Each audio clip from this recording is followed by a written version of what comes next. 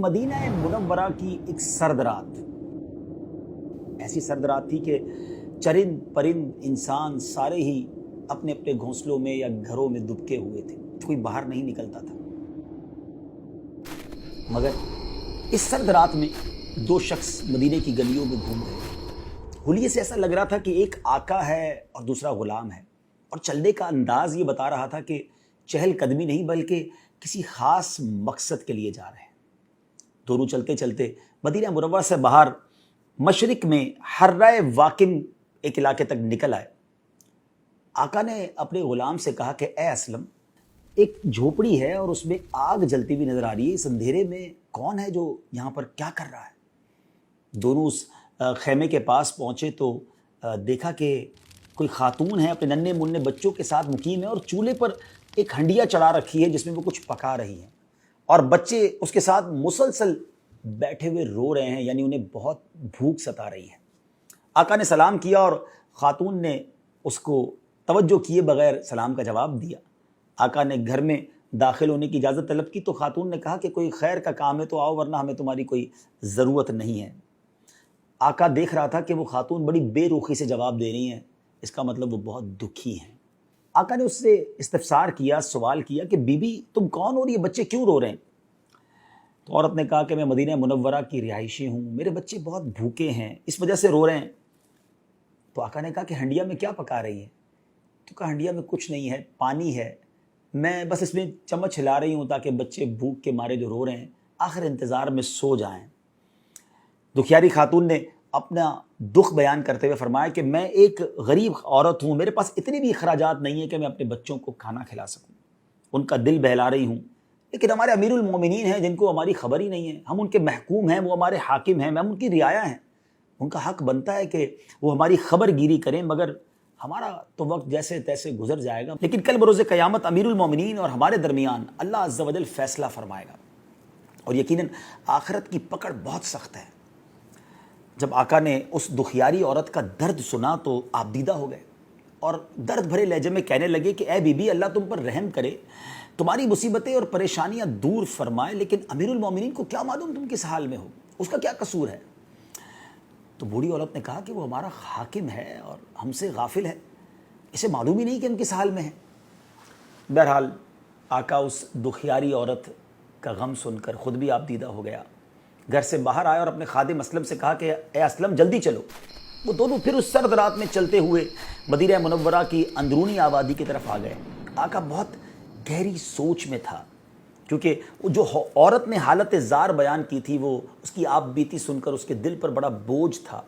बहरहाल वो आका गल्ले के अनाज के गोडाउन के पास पहुंचा, अपने खादिम से कहा कि जल्दी जल्दी एक बोरी लो, उसमें आटा भरा गया, खजूरें डाली गईं, कुछ रकम भी डाली गई, खाने पीने का सामान भी।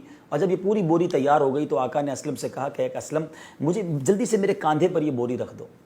असलम कहता है हुजूर मैं आपका खादिम, आप मेरे आका, बोरी मैं उठाऊंगा।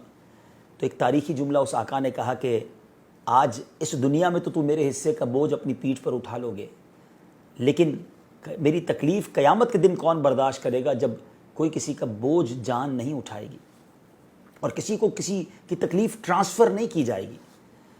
अब इसके बाद ये अजीब हुक्म था कि ग़ुलाम के होते हुए आका ने उस बोरी को उठाया। दोनों फिर तेज़ तेज़ चलते हुए फिर उस बुढ़िया के खेमे पे पहुँचे।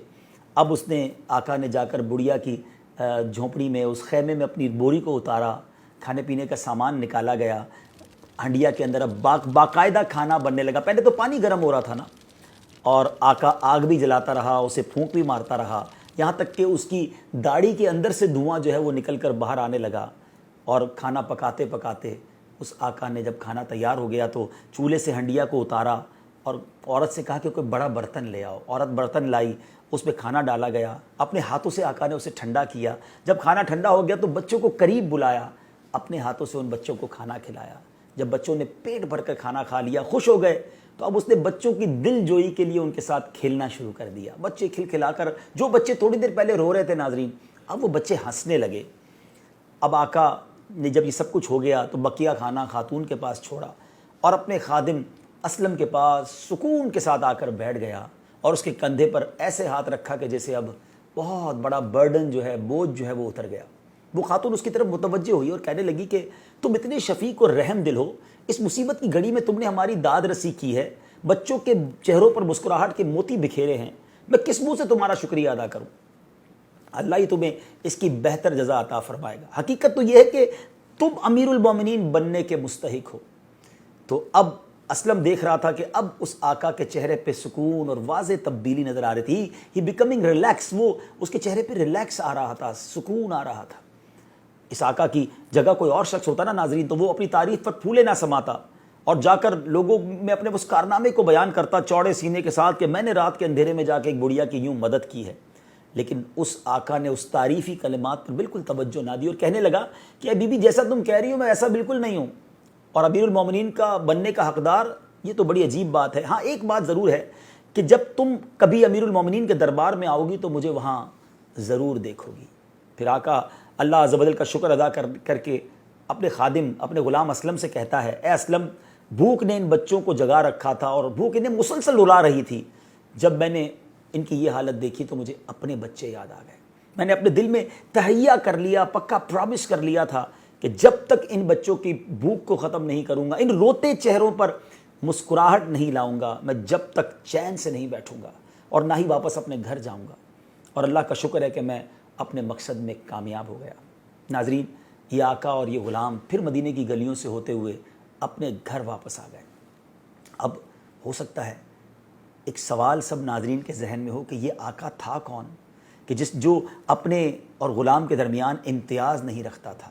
وہ کون تھا کہ جس کے دل میں پیارے آقا کی دکھیاری امت کا جذبہ کوٹ کوٹ کر بھرا ہوا تھا؟ وہ آقا کون تھا جس نے رات گئے ایک غریب و نادار عورت کے خیمے میں جا کر بچوں کے لیے کھانا بنایا؟ ایسا آقا کوئی اور نہیں، ہم سب کے آقا سیدی فاروق اعظم رضی اللہ تعالیٰ عنہ تھے۔ جی ناظرین یہ وہی ہستی ہیں جن کے بارے میں میرے آقا فرماتے ہیں کہ اگر میرے بعد کوئی نبی ہوتا تو وہ عمر ہوتا۔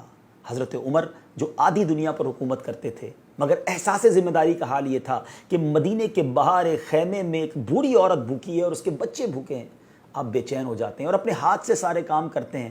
یہ سارے کام کرنے کے بعد بھی اپنا تعارف نہیں کرواتے، احسان نہیں جتاتے۔ اللہ کرے کہ میں اور آپ بھی احساس ذمہ داری اپنانے والے بن جائیں۔